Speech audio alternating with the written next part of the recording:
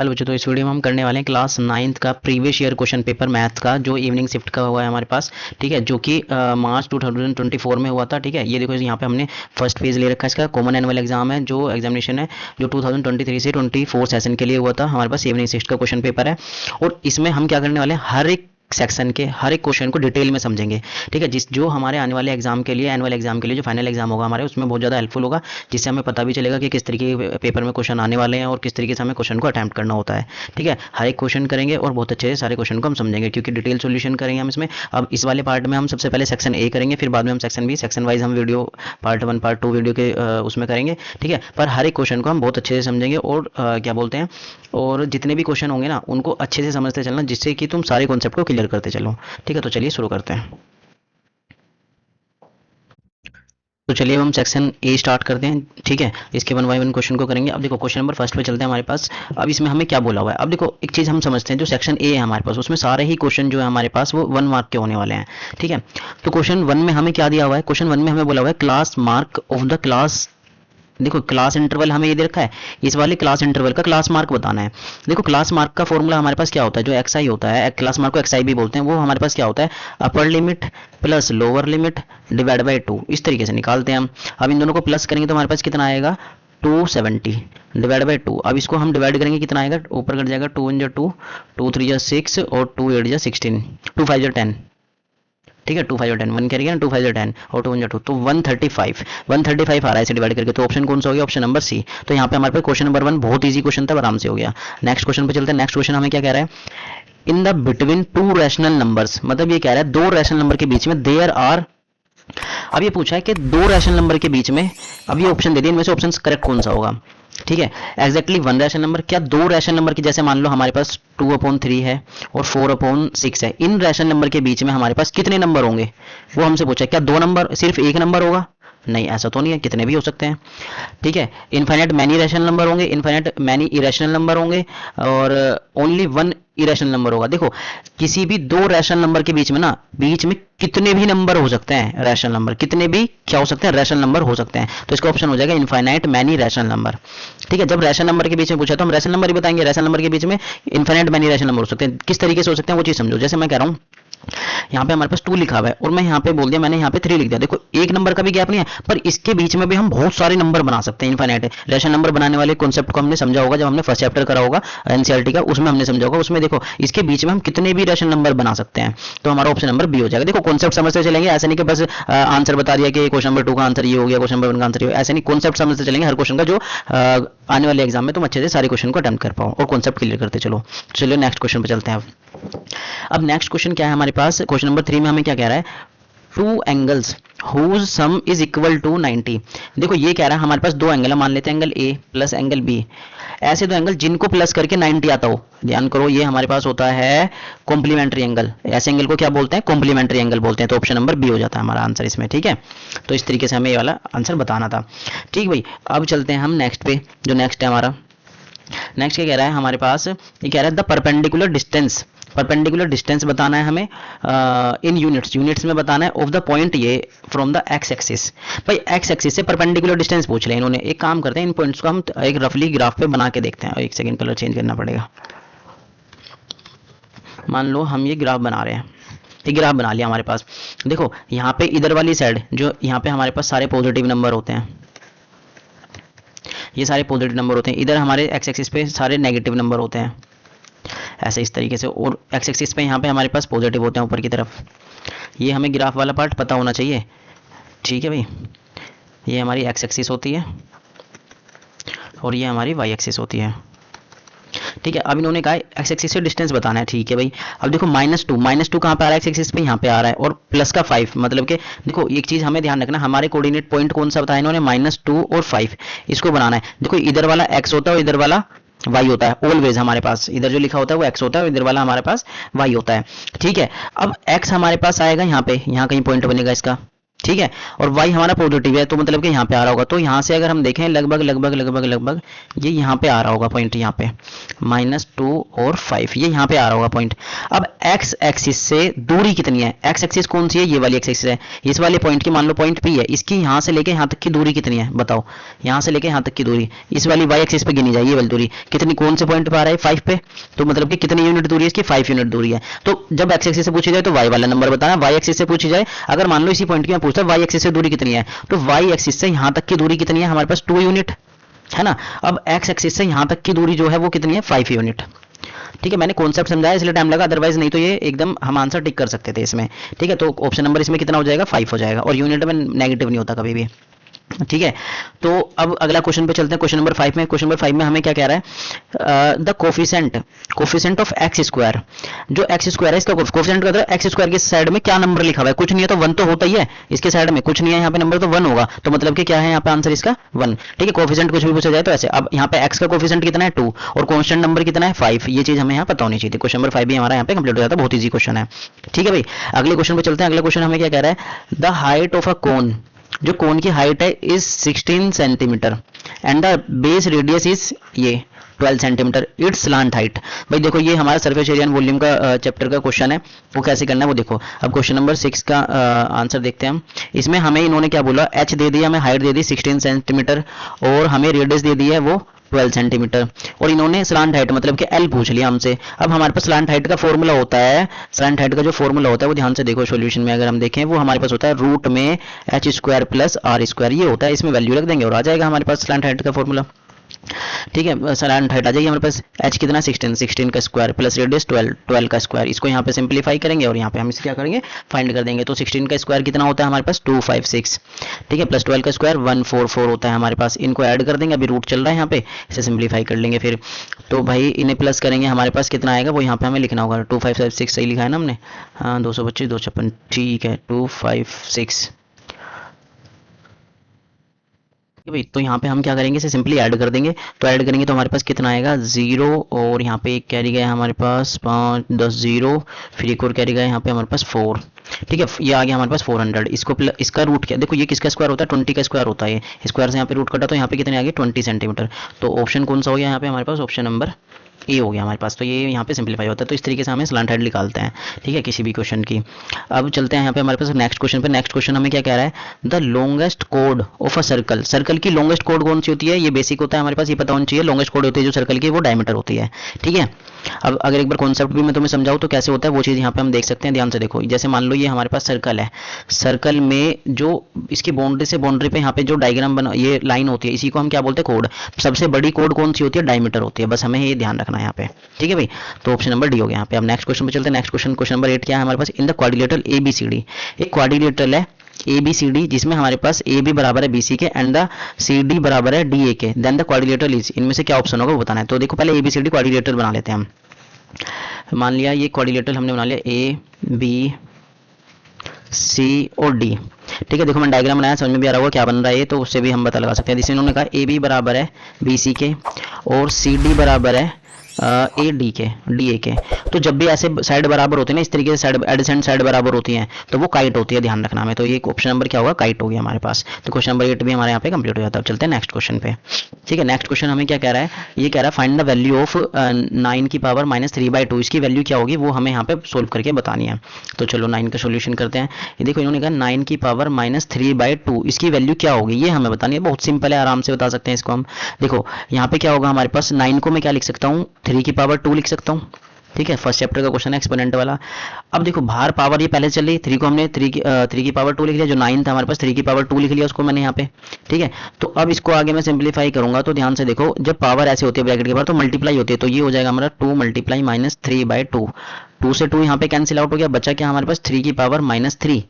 अब जब power minus होती है उसे प्लस बनाने के लिए हम रेसिप्रोकल करते हैं उसका, तो ये 1/3 की पावर 3 डिनोमिनेटर में आ जाती है। ठीक है, इस तरीके से। अब 3 की पावर 3 का मतलब होता है 27, तो 3 की पावर 3 को सोल्व करा तो हमारे पास कितना आया 27, तो 1/27 इसका आंसर है, तो 1/27 हमारा ऑप्शन नंबर डी हो जाता है। ठीक है, तो ये हमारा आंसर हो गया यहाँ पे। ठीक है भाई, ये ऑप्शन नंबर डी हमारे पास हो जाता है। अब चलते हैं नेक्स्ट क्वेश्चन पे। नेक्स्ट क्वेश्चन क्या कह रहा है हमारे पास, question number 10, in the triangle, एक ट्राइंगल है हमारे पास जिसमें क्या बोला है, ए बी सी ट्राइंगल में ए प्लस बी हमारा 75 है and the B plus C 130 है, then the measure of angle B बताना है। चलो भाई अब देखो क्वेश्चन नंबर 10 का सोल्यूशन कैसे करेंगे।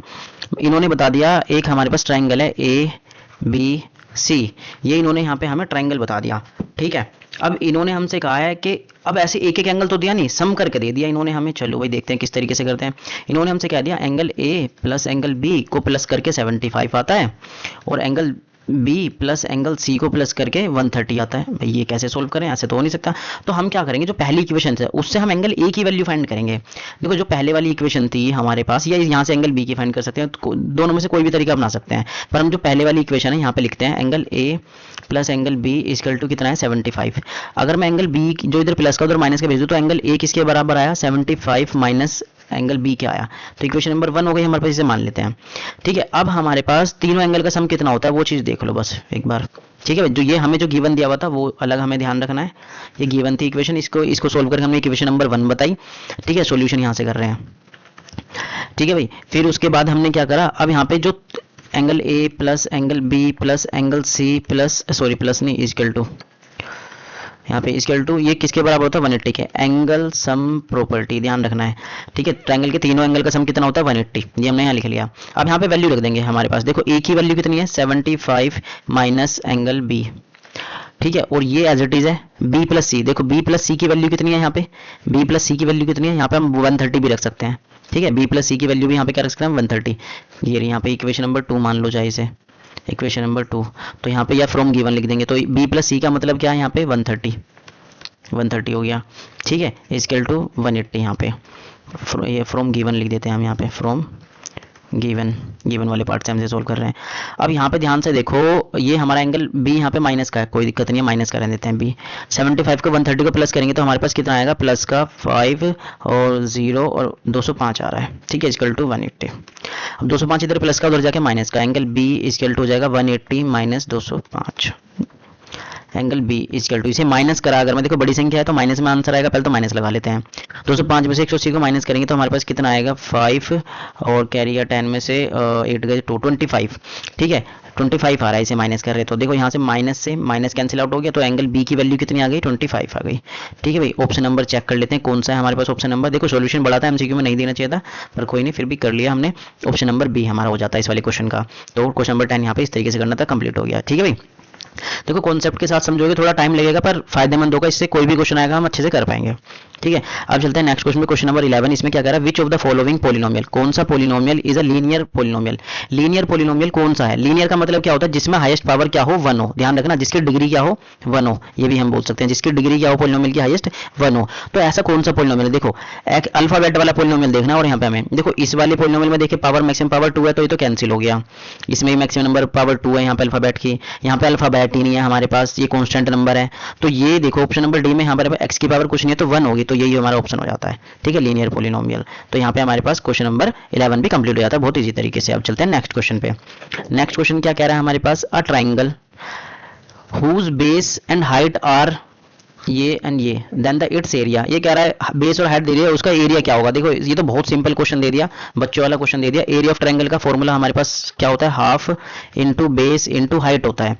ठीक है, इन्होंने हमें बेस भी बता दिया, हाइट बेस हमारा 5 बता दिया, हाइट हमारी इन्होंने नहीं, बेस हमारा कितना है, बेस हमारा कितना है 6 है, सॉरी बेस हमारा 6 है और हाइट हमारी 5 है। ठीक है, इसे सिंपलीफाई करें तो 2 1 2, 2 3 6 और 3 और 5 की मल्टीप्लाई करें कितना है 15, तो 15 स्क्वायर सेंटीमीटर, 15 स्क्वायर सेंटीमीटर होगा। एरिया हमेशा स्क्वायर में होता है। अब देखो यहाँ पे कंफ्यूज करने के लिए इन्होंने 15 दो बार दे दिया, एक तो ये दे दिया और एक ये दे दिया। अब इनमें से आंसर कौन सा लगाएंगे भाई, आंसर कौन सा लगाएंगे, आंसर देखो एरिया हमेशा स्क्वायर में आता है, तो स्क्वायर सेंटीमीटर कौन सा ऑप्शन नंबर है, तो ये हमारा आंसर हो जाता है और ये हमारा गलत हो जाता है ऑप्शन, ये बी यहाँ पे कैंसिल हो जाएगा। ठीक है, तो यहाँ पे हमारे पास क्वेश्चन नंबर कंप्लीट हो जाता है 12 भी। अब चलते हैं नेक्स्ट क्वेश्चन पे। नेक्स्ट क्वेश्चन में हमें क्या बोल रहा है, इन द गिवन फिगर, ये गिवन फिगर है, इसकी फिगर दी हुई है हमारे पास, ये वाला डायग्राम है हमारा।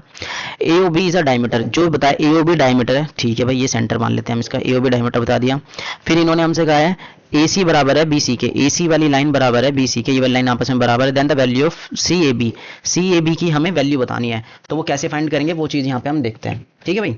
तो अब देखो हमारे पास क्या है, देखो ये वाली लाइन आपस में बराबर बताती है, एंगल कौन सा पूछ लिया, ये वाला हमसे एंगल पूछ लिया, इसको हम एक्स मान लेते हैं, हमें मान लिया फाइंड। अब एक चीज ध्यान से समझो, जब अपोजिट साइड किसी ट्रायंगल के बराबर होते हैं तो उसके अपोजिट एंगल भी आपस में क्या होते हैं, बराबर। ये एक्स है तो ये भी क्या होगा, एक्स होगा, ठीक है भाई। एक सर्कल वाले कॉन्सेप्ट पे जाओ। सर्कल वाला कॉन्सेप्ट क्या होता है हमारे पास, एक कॉन्सेप्ट बताता हूँ मैं तुम्हें। जब सर्कल चैप्टर हमने जो समझाया था उसकी बेसिक वीडियो भी डाली थी, उसकी थ्योरम जो होती है हमारे पास वो चीज समझो। हमारे पास जो ये एंगल होता है ना, यहाँ पे देखो जो ये वाला एंगल होता है, अगर ये 60 है ना तो ऊपर वाला 30 होता है, ये हमें पता होना चाहिए, ठीक है। ये अगर ये 60 है तो वो क्या होगा, हमारे पास 30 होगा, ठीक है। तो अगर डायमीटर है तो यहाँ पे कितना होगा, 180 होगा, क्योंकि स्ट्रेट लाइन है, यहाँ पे 180 होगा।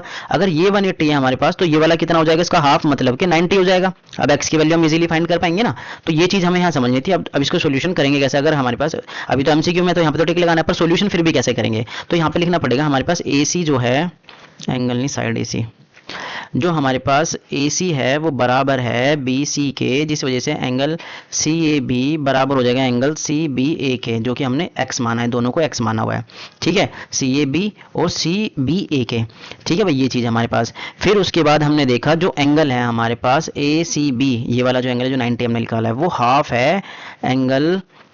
एंगल AOB के बोल सकता हूँ, स्ट्रेट लाइन के, ये वाला जो एंगल है, ये वाला बाहर जो बन रहा है इसके। तो यहाँ पे हमारे पास इसे ACB कितना आ जाता है, वो आ जाता है 1/2 मल्टीप्लाई 180, इसे काटा तो हमारे पास कितना आ गया, 90 आ गया, ठीक भाई। यहाँ पे स्पेस नहीं था इसलिए यहाँ पे मैंने इस तरीके से लिख दिया, ठीक है। फिर हमारे पास अब हमें फाइंड करना है x की वैल्यू फाइंड करनी है। तो ध्यान से देखो, जो मैं यहाँ पे अगर मैं देखूँ angle A plus angle B plus angle C equal to 180 होगा, तीनों एंगल का सम हमारे पास 180 होता है। एंगल A हमारा कितना है, वो x है, B हमारा वो भी x है, C हमारा 90 है, इक्वल टू 180, इन दोनों को प्लस करा 2x आया, प्लस यहाँ पे 90 है, इक्वल टू 180।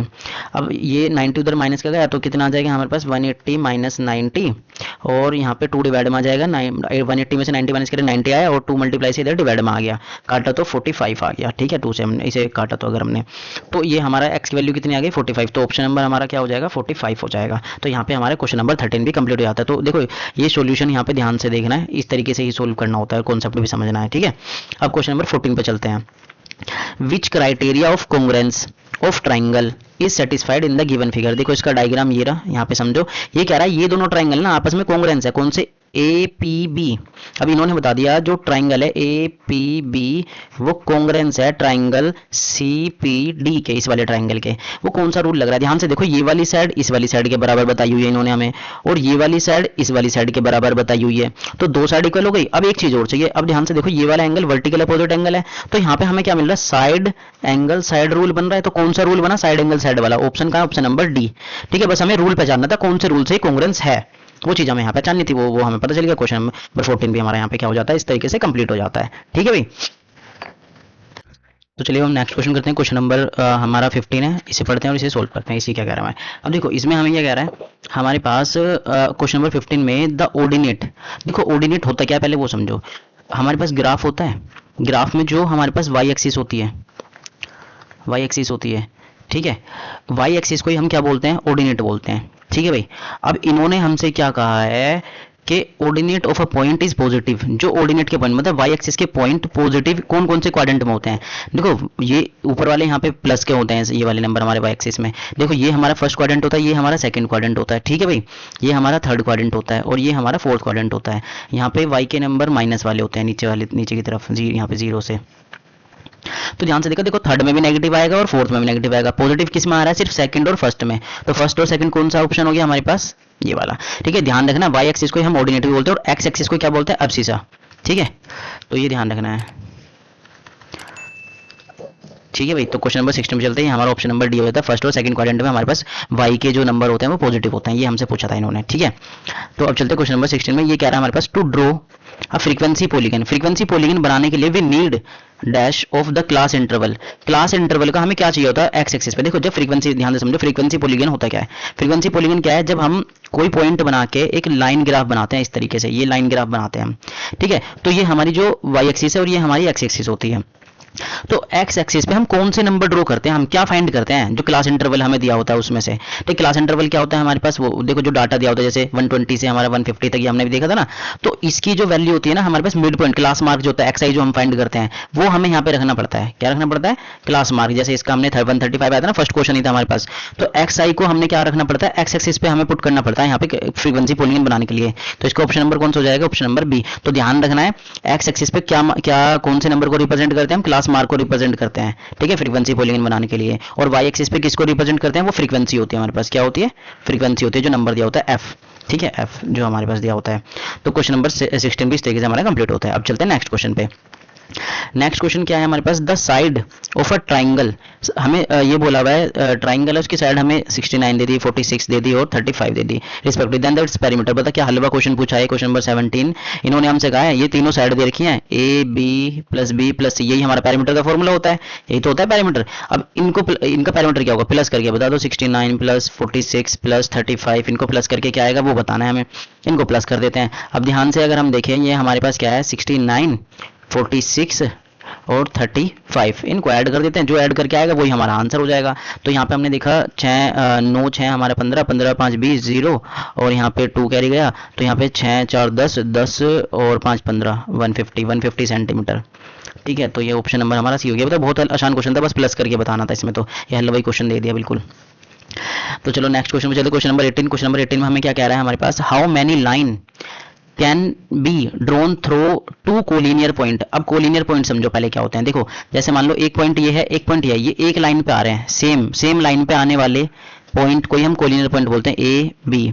मान लो ये हमारे पास एक लाइन थी ऐसे, ठीक है, अगर सेम लाइन पे हमारे पास दो पॉइंट आ रहे हैं इस तरीके से, दो आ रहे हो, तीन आ रहे हो, चार आ रहे हो, अगर एक ही लाइन पे पॉइंट आ रहे हैं वो, जैसे बी सी और डी हो गया, ये देखो जब एक ही लाइन पे पॉइंट आ रहे हो सारे तो उनको कोलिनियर बोलते हैं। ध्यान से समझना, जब एक ही लाइन पे पॉइंट आ रहे हो तो उनको क्या बोलते हैं, कोलिनियर।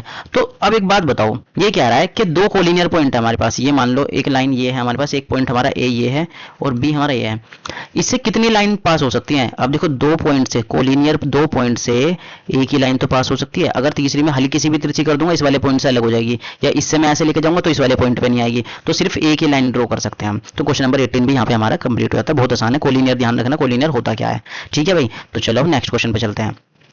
अब देखो नेक्स्ट क्वेश्चन क्या है हमारे पास, रीजन एसिलेशन वाले क्वेश्चन है, ध्यान से समझना, ये कुछ बच्चों को समझ में नहीं आते, पर अब मैं समझाऊंगा तो समझ में आ जाएंगे, ठीक है। क्वेश्चन को सोल्व करेंगे जब हम। अब इन्होंने कहा एसिलेशन में हमें क्या बोल दिया इन्होंने, इफ x बराबर 1 है, ठीक है, is the पोलिनोम zero of the polynomial equation this, ठीक है भाई। 19 का सोल्यूशन हम यहाँ पे करेंगे। ये कह रहा है हमारे पास इक्वेशन दे दी एक्स स्क्वायर प्लस के एक्स माइनस 12, ठीक है, और इन्होंने हमसे बोल दिया कि अगर हमारे पास x की वैल्यू 1 है और वो x की वैल्यू इस वाली पोलिनोमियल का 0 है तो k की वैल्यू 10 होती है। क्या ये बात सही है या नहीं, हम चेक कर लेते हैं। अब x की वैल्यू इन्होंने हमें 1 दे दी, पुट कर लेते हैं, 2 मल्टीप्लाई 1 का स्क्वायर प्लस के मल्टीप्लाई 1 माइनस 12 इजकल टू 0 मान के चलते हैं। यहाँ पे हमारे पास 1 का स्क्वायर 1 ही होता है, तो यहाँ पे 2 आ जाएगा, प्लस यहाँ पे k आ जाएगा, 1 की मल्टीप्लाई करें तो यहाँ पे माइनस का 12 आ जाएगा। ये इधर प्लस का है 12, उधर जाके माइनस का, ठीक है भाई। 2 प्लस के इजकल टू, सॉरी इधर माइनस का उधर जाके प्लस का हो जाएगा, यहाँ पे अपोजिट बोल दिया था मैंने। अब 2 इधर प्लस का उधर जाके माइनस का, तो 12 माइनस 2 हो जाएगा। तो k की वैल्यू कितनी आ रही है यहाँ पे 10। भाई सही बात बोल रहे हैं कि अगर x की वैल्यू 1 रखते हैं हम इस वाली इक्वेशन में तो हमारे पास k की वैल्यू 10 आती है, ये तो बिल्कुल सही है, ये वाली बात सही बोली हुई है। अब इसका रीजन पढ़ते हैं। रीजन में हमें क्या कह रहा है, इफ x जो है a है is the zero of the polynomial fx, then f की वैल्यू ये होगी। अब देखो इसको समझो ध्यान से, ये कह रहा है हमारे पास x बराबर a है, a, तो ये कह रहा है जो हमारा fx होगा, fx की वैल्यू क्या होगी, यहाँ पे x की वैल्यू पुट करते हैं, x की जगह a है, तो यहाँ तो पॉजिटिव a आ रहा है, पॉजिटिव a आ रहा है इसका, तो यहाँ पे इन्होंने माइनस दिया हुआ है, तो ये तो गलत बात बोली हुई है इन्होंने। ध्यान समझो, जो इन्होंने हमें बोला होता है उसको हम सोल्व करके देखते हैं, फिर देखते हैं ये इन्होंने ये जो आंसर बताया वो सही बताया गलत बताया। तो इन्होंने ये आंसर तो गलत बता दिया, तो यहाँ पे हमें क्या पता लगा, एसिलेशन तो ठीक है पर रीजन गलत है। तो ऑप्शन में देख लेते हैं, assertion is true but reason is false, तो ऑप्शन नंबर क्या हो जाएगा इसके लिए, सी। इसका आंसर क्या हो जाएगा, सी, ठीक है। इस तरीके से करते हैं इसको क्वेश्चन को। अब नेक्स्ट पे चलते हैं, जो इसमें क्या कह रहा है, इफ a 35 डिग्री है, b 155 डिग्री है, then the angle A B form linear pair of angle, ठीक है भाई। चेक कर लेते हैं 20 का सॉल्यूशन करके। ये कह रहा है a जो है वो 35 है और b जो है तुम्हारा वो हमारे पास, देखो सॉल्यूशन इसी तरीके से करना पड़ेगा, ये यहाँ पे क्योंकि करके दिखाना पड़ता है ना, यहाँ पे ऑप्शन बताना पड़ेगा, तो सॉल्यूशन इस तरीके से करके तभी चेक करना पड़ेगा। 155। देखो इसका सॉल्यूशन करके नहीं दिखाना, पर करके ही तुम आंसर का पता लगा पाओगे सॉल्यूशन को, ठीक है। अब ये कह रहा है ए और बी, एंगल ए और angle be linear pair form करते हैं। लीनियर पेयर का मतलब इन दोनों को प्लस करके क्या आना चाहिए, 180 आना चाहिए। चेक कर लेते हैं। तो 35 प्लस 155 इक्वल टू 180 आना चाहिए। चेक कर लेते हैं सही बात है गलत है। इन्हें प्लस करा 0, 1 कैरी गया यहाँ पे हमारे पास 5, यहाँ पे 1 कैरी गया, यहाँ पे 6 3 9 और यहाँ 190 आ रहा है। तो कितना आ रहा है भाई, 190 आ जा रहा है हमारे पास, 5 4 9 हो जा रहा है। तो नॉट इक्वल हो गया, लीनियर पेयर तो फॉर्म नहीं कर रहे, तो मतलब कि एसिलेशन तो इसका गलत हो गया, ठीक है, गलत हो गया यहाँ पे। तो एसिलेशन जो है हमारे पास, ठीक है, एसिलेशन ही गलत हो गया। अब अगला पढ़ते हैं। The sum of linear pair of angle is always 180। ये बात सही कह रहा है कि जो लीनियर पेयर का सम होता है वो 180 होता है, सही बात है। इसमें एसिलेशन गलत है पर रीजन ट्रू है। तो assertion is false but reason is true. तो ऑप्शन नंबर क्या हो जाएगा इसका, डी। तो ऑप्शन नंबर डी हो जाता है इस वाले क्वेश्चन के लिए। तो ऐसे इस तरीके से हमें करने थे। यहाँ पे हमारे पास सेक्शन ए कंप्लीट हो जाता है, ठीक है। इस वीडियो में हम सिर्फ सेक्शन ए करेंगे, नेक्स्ट वीडियो हम सेक्शन बी करेंगे। सेक्शन वाइज वीडियो रखेंगे, नहीं तो अदरवाइज वीडियो लॉन्ग हो जाएगी। पर सारे क्वेश्चन को ध्यान से समझना और अच्छे से करना, जिससे कि तुम्हारे एग्जाम के लिए बहुत हेल्पफुल रहेगा ये, ठीक है। ये इवनिंग पेपर सोल्व कर रहे हैं हम, इसके अब मिलते हैं नेक्स्ट पार्ट में।